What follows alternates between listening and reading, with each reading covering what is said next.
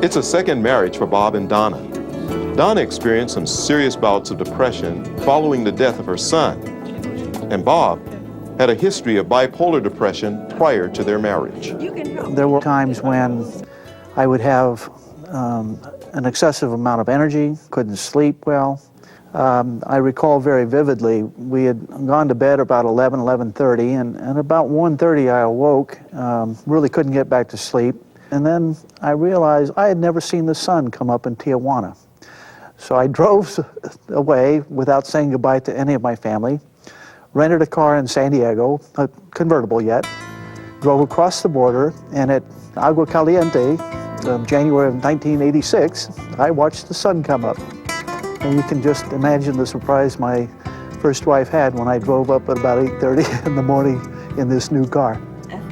My son was diagnosed with AIDS. My depression grew. When I went to talk to my minister about my depression and Bob's bipolarity, it was helpful because my minister had already been very open about her own mental depression. Working through their experiences with mental illness, Bob and Donna have discovered new ways to share their many talents and gifts with others.